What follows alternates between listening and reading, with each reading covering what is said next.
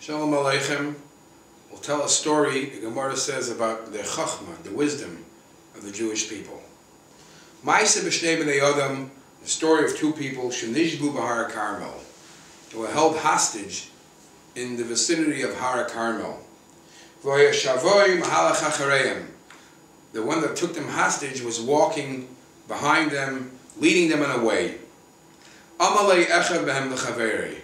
One of the two hostages says to his friend, Gamol shemahaleches l'faneinu, this camel that's walking in front of us, suma ba'achas me'einah, is blind. One of his eyes is blind. Utu'una shtei neides, and as you see closely, you'll see it has two jugs. It's carrying two jugs. We think achas shel yayin va'achas shel shemen. We guess that one of them is carrying wine, and one of them is a jug of oil. Ushnei b'nei Adam, hamanhigin oisan, the two people who are leading the camel, echad shel Yisrael, echad Yisrael ve'echad Nachri. One is a Jewish man, and one is lahavdil l'goy. And this is how they're talking to themselves. And the guy, hearing this, the one who took them hostage, hearing this, Amalehem, Am kshei eiref, you stubborn people. May I ayin atim yodim. How do you know what you're saying? This whole ma'aseh, Jewish, non-Jewish, oil, wine. How do you know this? So they say to him, listen, we'll explain to you.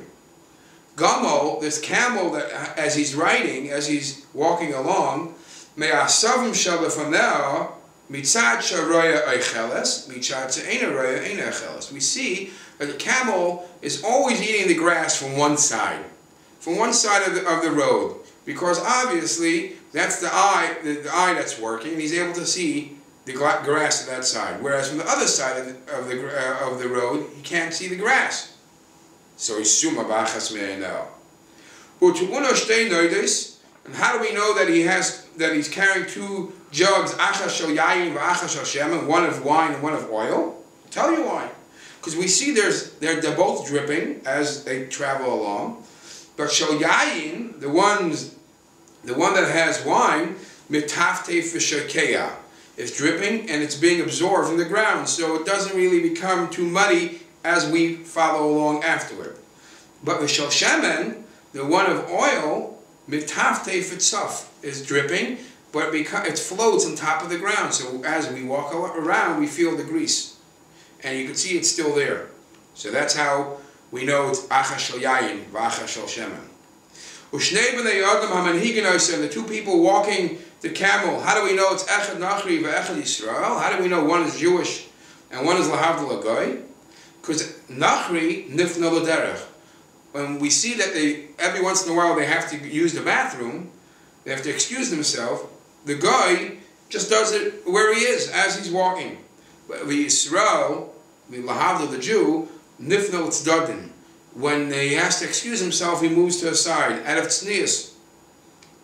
Radav achareim, he hears this, he went to check it out. Is it true? I mean, are these people just guessing? He went running ahead, caught up to the gamel, caught up to the two people leading the camel, and he found that everything they said is true. There's one yid and lahavdil l'goy. There's two jugs, one oil, one wine, and the gamel's takasuma ba'achas me'einah.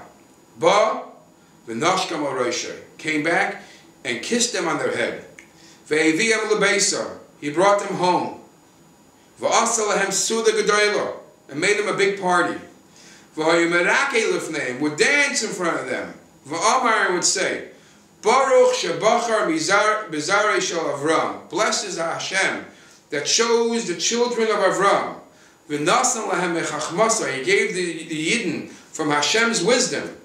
Uv'chol makim shayim hailchin, and wherever they are, wherever they go, nasin sarim la'adineihem, they become leaders, special people over any master they are.